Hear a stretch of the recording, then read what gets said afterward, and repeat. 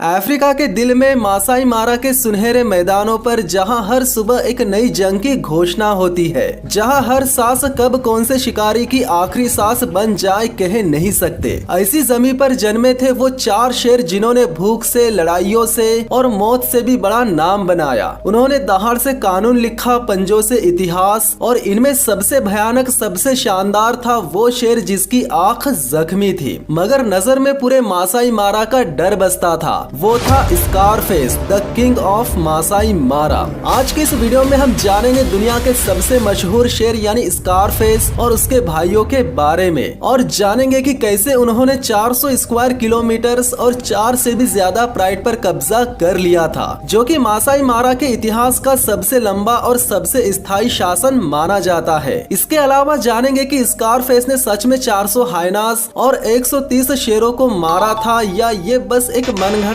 कहानी है। जानेंगे आज की इस वीडियो। मार्श प्राइड की सीमाओं पर 4 बंजारे शेर पहली बार एक साथ देखे गए। इनका जन्म कहाँ हुआ था, इनके माता पिता कौन थे, किसी को भी नहीं पता। मासाई मारा में एक जगह है राइनो रिज। ये जगह मार्श प्राइड और रिज प्राइड को जोड़ती है, यानी ये दोनों प्राइड में आने जाने का रास्ता है, और ज्यादातर नोमैडिक मेल्स यानी बंजारे शेर इसी जगह पर रुकते हैं, क्योंकि इस जगह पर नौजवान बंजारे शेरों को किसी प्राइड के शेरों से ज्यादा खतरा नहीं रहता। तो रेंजर्स ने जब इन भाइयों को राइनो रिज वाली जगह पर देखा तब इन्हें द राइनो रिज मेल्स के नाम से जाना गया। इन भाइयों की उम्र 3 से 3.5 साल की थी, जो दिखने में हट्टे कट्टे और ताकतवर तो लग रहे थे, मगर वे किसी प्राइड पर कब्जा करने के लिए कॉन्फिडेंट नहीं थे। इधर मार्श प्राइड पर रोमियो और क्लाउड नाम के 2 शेरों का राज था, जिन्होंने 2006 से अब तक पकड़ बनाए हुए रखा था। लेकिन जो 4 शेर इन भाइयों के इलाके की सरहद पर मंडरा रहे थे, वे कभी भी मार्श प्राइड पर धावा बोल सकते थे। फिलहाल तो वे ताकत जुटाने में, इलाके की तहकीकात करने में और दुश्मन शेरों की ताकत पहचानने में लगे थे। साल 2012 के मार्च महीने में जब इन 4 भाइयों को लगा कि अब हमला करने का वक्त आ गया है, तो उन्होंने फिर पीछे पलटकर नहीं देखा और कर दिया मार्श प्राइड के शेरों पर ताबड़तोड़ हमला। रोमियो और क्लाउड ने आखिरी बार अपनी सत्ता को बचाने के लिए चारों भाइयों का डटकर सामना किया। इस दौरान क्लाउड ने 4 भाइयों में से एक भाई की आंख को बुरी तरह जख्मी कर दिया, पर अफसोस कि ये चारों भले ही उम्र में छोटे और नौजवान थे, ताकत और एक्सपीरियंस के मामले में भी कम थे, पर वे संख्या में ज्यादा थे और पीछे हटने के मकसद से लड़ाई लड़ने नहीं आए थे। यही कारण था कि 4 में से एक भाई ने अपनी आंख पर कभी न मिटने वाला जख्म लगा लिया, मगर उन्होंने हार नहीं मानी और मार्श प्राइड के राजाओं को पीछे हटने पर मजबूर कर दिया। कुछ दिनों बाद जब रेंजर्स ने मार्श प्राइड पर इन 4 भाइयों की दावेदारी देखी और 4 में से एक भाई जिसकी आंख इतनी जख्मी थी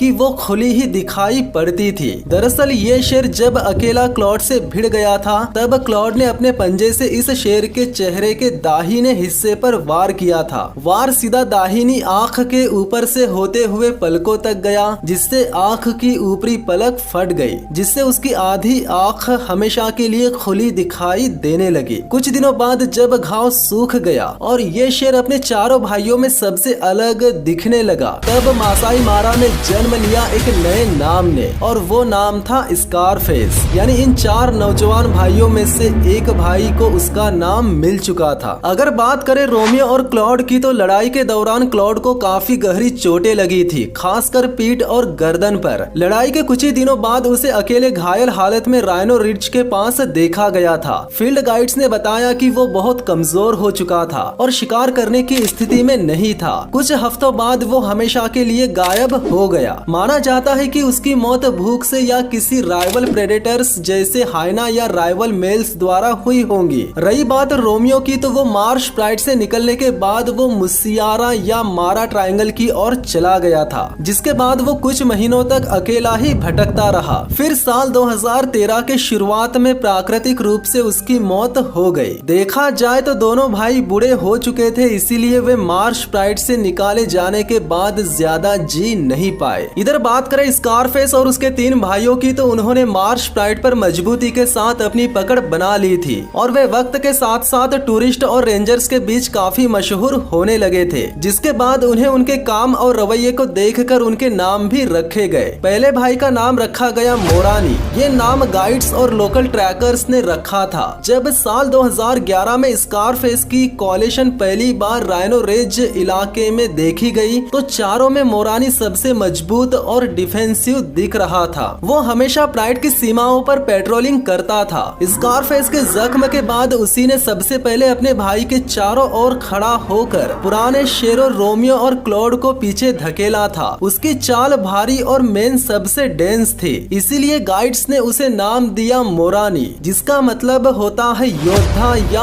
वॉरियर। दूसरे शेर का नाम रखा गया सीकियो। उसे ये नाम उसके कान यानी ईयर की वजह से मिला था। दरअसल उसके दाहिने कान की नोक थोड़ी कटी हुई थी, जो शायद किसी पहले टेरिटोरियल फाइट में कटा होगा। गाइड्स जब दूरबीन से पहचान करते थे तो उन्हें वही कटा हुआ कान सबसे पहले दिखता था, इसीलिए लोकल ट्रैकर्स ने कहा हुयोनी सीकियो यानी वो वाला कान। सीकियो स्वाहिली भाषा का शब्द है जिसका मतलब होता है कान। तीसरे शेर का नाम रखा गया हंटर। ये अफ्रीकी शब्द से नहीं बल्कि अंग्रेजी वर्णन से आया है। वो कोलिशन का सबसे फुर्तीला और तेज शिकार करने वाला शेर था। कई बार गाइड्स ने उसे अकेले शिकार गिराते देखा है, खासकर विल्ड बिस्ट और जेब्रा जैसे जानवरों को। इसीलिए उसके लिए अंग्रेजी में ही कहा गया he is the real Hunter, जिसके बाद यही शब्द बाद में उसका नाम बन गया। मार्श प्राइड जो कि कल तक कमजोर था, वो आज इन चार भाइयों के आते ही मजबूत बन चुका था। मार्श प्राइड में 6 से 7 शेरनियां थी,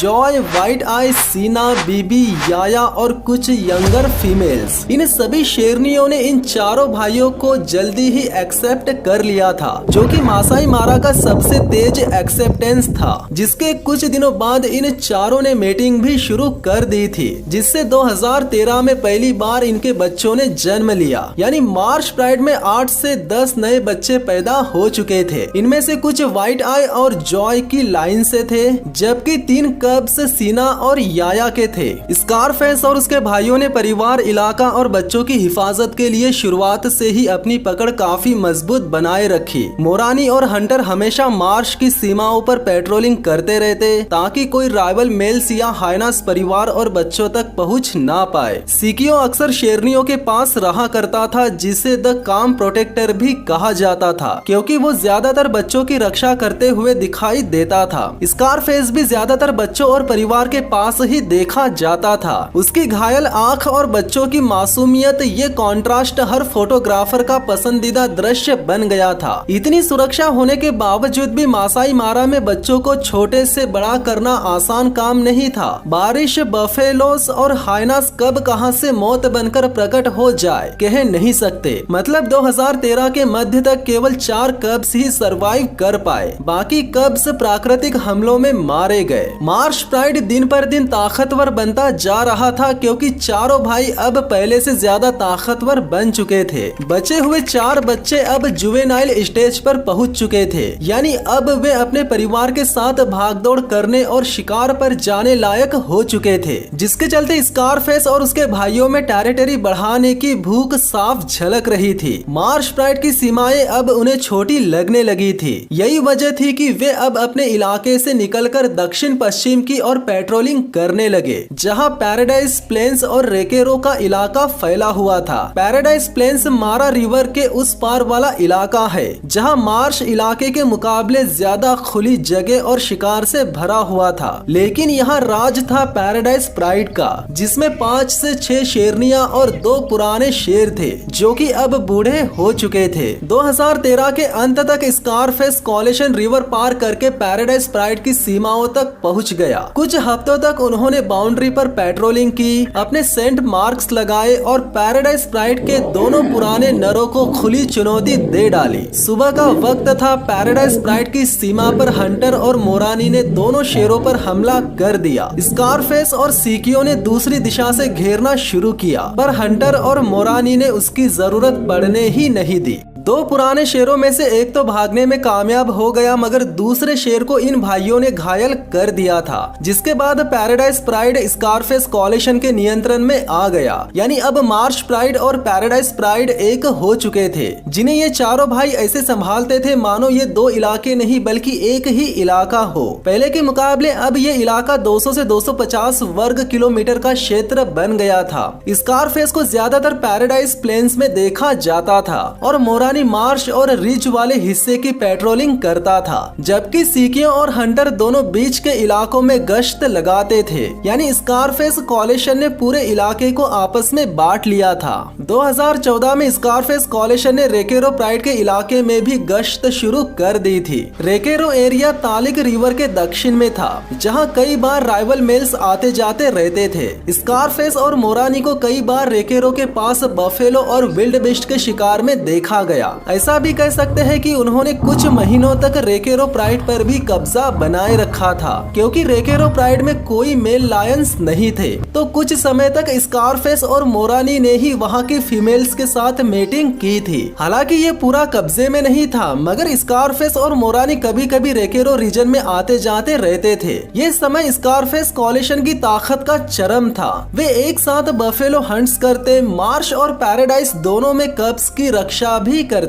अगर बात करें सीकियो और हंटर की, तो वे ज्यादातर हाइनास का सामना करते हुए दिखाई देते थे। वे दोनों ही 20 से भी ज्यादा हाइनास को खदेड़ दिया करते थे। स्कारफेस की आंख के पास वाला जख्म अब पूरी तरह से भर चुका था, लेकिन उसकी आधी आंख हमेशा के लिए खुली दिखाई देती थी और वो जख्म का निशान भी साफ दिखाई पड़ता था, जो कि उसका आइकॉनिक पहचान बन चुका था। 2014 के मध्य तक दोनों प्राइड्स में नई पीढ़ी के कब्स ने भी जन्म लिया। पैराडाइज में 7 और मार्श में 5, जिनकी सर्वाइवल रेट काफी बेहतर रही, क्योंकि स्कारफेस कॉलिशन 4 हिस्सों में पेट्रोलिंग करता था। इसी बीच स्कारफेस और उसके भाई कुछ हैरत अंगेज कामों के लिए भी मशहूर हुए थे। दरअसल होता यह है कि साल में एक बार विल्ड बीस्ट और जेब्रास का माइग्रेशन सेरेंगेटी से मासाई मारा में आता है। मारा के लायंस को पीढ़ियों से माइग्रेशन साइकिल का पैटर्न पता होता है और उनकी गंध, मस्की स्मेल और उनके चलने की आवाज, हुप वाइब्रेशन कई किलोमीटर दूर तक महसूस होती है। मार्श इलाके में फिलहाल शिकार की कमी थी और स्कारफेस समेत सभी शेर जान चुके थे कि मारा रिवर के उस पार जल्द ही माइग्रेशन आने वाला है। लेकिन रिवर में मौजूद नाइल क्रोकोडाइल्स भी माइग्रेशन के इंतजार में हंग्री मोड में एक्टिव हो चुके थे। इसके बावजूद भी स्कारफेस ने सबसे पहले मारा रिवर में कदम रखा था। नदी में गहराई के साथ साथ पानी का बहाव भी ज्यादा था। इसके बावजूद भी स्कारफेस नदी में उतर चुका था और जब एक भूखे क्रोकोडाइल ने उसके पैर को पकड़ने की कोशिश की, तो स्कारफेस ने उसे वही सबक सिखा दिया और रिवर क्रॉस कर ली, जिसके बाद पीछे पीछे उसके 3 भाइयों ने भी रिवर को पार कर लिया था। रेंजर्स लिखते हैं कि जब स्कारफेस पर मगरमच्छ ने हमला किया था, तब पानी में हल्का सा ब्लड दिखा था, लेकिन इससे स्कारफेस को कोई भी दिक्कत नहीं हुई थी, बल्कि वो रिवर क्रॉस करते ही शिकार की तलाश में निकल गया था। फिलहाल तो इलाका, शिकार, ताकत सब कुछ स्कारफेस कॉलिशन के अंडर में ही था, लेकिन उन्हें ये पता नहीं था कि बहुत ही जल्द अब उन्हें भी कड़ी टक्कर मिलने वाली है,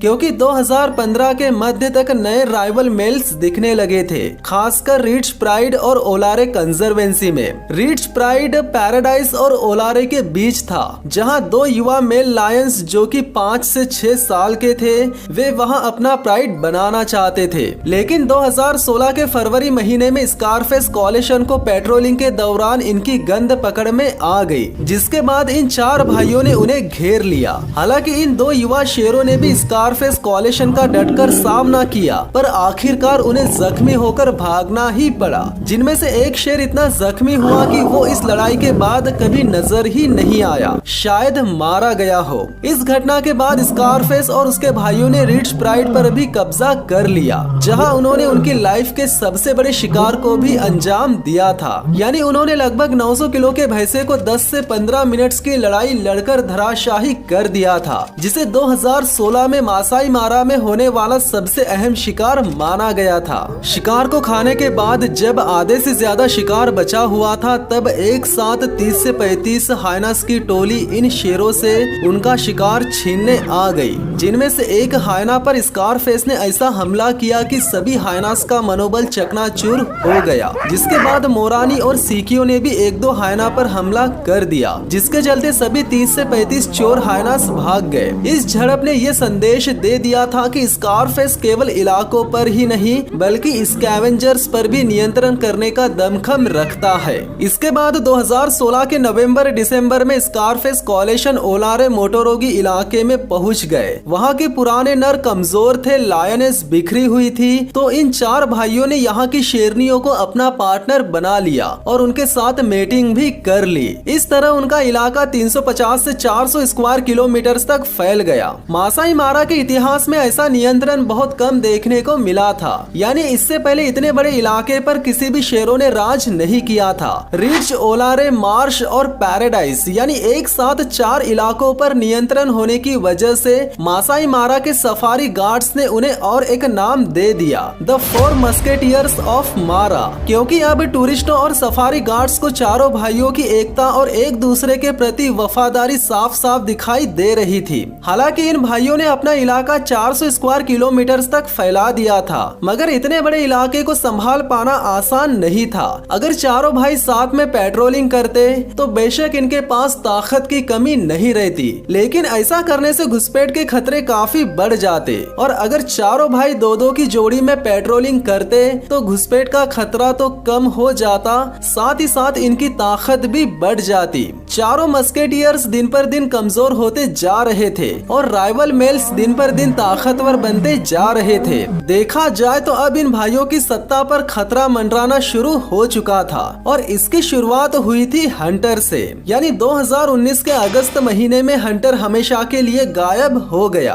अगर बात करें स्कारफेस की तो 2019 के अक्टूबर महीने तक उसके दांत ब्लंट हो चुके थे, यानी दांतों का नुकीलापन गायब होकर दांत गोल और कमजोर हो चुके थे, और उसकी नाक भी काली हो चुकी थी। ऐसा अक्सर उम्र ज्यादा होने की वजह से होता है। स्कारफेस 11 साल का हो चुका था और उसके पैर में इंजरी होने की वजह से वो लंगड़ा कर भी चल रहा था, जिसके चलते वाइल्ड लाइफ एक्सपर्ट्स ने अनुमान लगा लिया कि अब कमजोर हो चुके स्कारफेस को राइवल यंग लायंस खत्म कर देंगे, लेकिन ऐसा नहीं हुआ। मारा प्रेडेटर कंजर्वेशन प्रोग्राम की वेटेरिनरी टीम जरूरत पड़ने पर उसे ट्रैंकुलाइज्ड करके उसका इलाज कर दिया करती थी, लेकिन जब कोविड-19 ने पूरी दुनिया में दहशत का माहौल पैदा कर दिया था और जब बार बार लॉकडाउन लगते गए, तब मासाई मारा को बंद कर दिया गया था। स्कारफेस का क्या हुआ किसी को कुछ पता नहीं। इंसानों की मूवमेंट रुक जाने की वजह से मारा की पूरी तरह से शक्ल ही बदल गई थी। बड़ी बड़ी घास की चादरें हर तरफ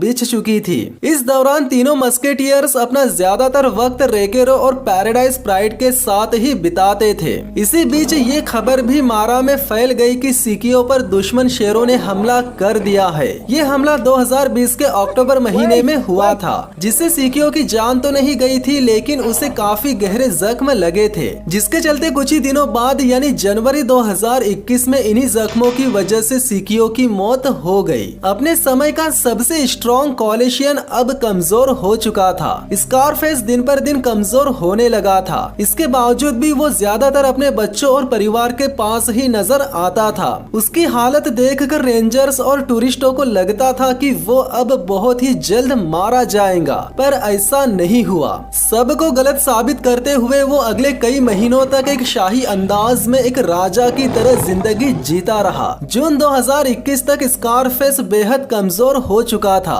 उसे देखकर लग रहा था मानो उसके शरीर पर मांस बचा ही ना हो। कुछ दिनों बाद उसे एक हिप्पो की डेड बॉडी के पास देखा गया। वहाँ उस बॉडी को 3 सेलाला मेल्स भी खा रहे थे। लेकिन हैरानी की बात यह है कि उन 3 जवान शेरों ने मासाई मारा के इस शानदार किंग को कोई भी नुकसान नहीं पहुंचाया, जिसके चलते स्कारफेस कुछ और दिनों तक जिंदा रहा। लेकिन फिर मासाई मारा में वो दिन भी आया जब स्कारफेस ने जानवरों का स्वर्ग कहलाने वाले इस जंगल की शांत वादियों में पूरी दुनिया को अलविदा कह दिया। स्कारफेस की मौत 11 जून 2021 में हुई थी। उस दिन MPCP यानी Maasai Mara predator conservation program की फील्ड टीम ने स्कारफेस को उसी की टेरिटरी के बीच शांत पड़ा हुआ पाया। आसपास कोई घायल करने वाले निशान, कोई खून, कोई हाइना अटैक या किसी भी इंसानों द्वारा चलाई गई गोली के निशान नहीं थे, जो ये बताता है कि उसकी मौत नेचुरली हुई थी। भले ही आज स्कारफेस हमारे बीच नहीं रहा, मगर वो आज भी जिंदा है अपनी औलादों की शक्ल में, उनकी दहाड़ों में और मासाई मारा की हर सांस में। गाइस, यूट्यूब पर स्कारफेस के जीवन पर आधारित ऐसी बहुत सी अफवाहें हैं जिन पर आपको भरोसा नहीं करना चाहिए। मैंने भी अपने एक वीडियो में कहा था कि स्कारफेस को इंसानों द्वारा गोली मारी गई थी, उसके लिए मैं आप सभी से माफी चाहूंगा। लेकिन सच ये है कि उसे कोई गोली नहीं लगी थी।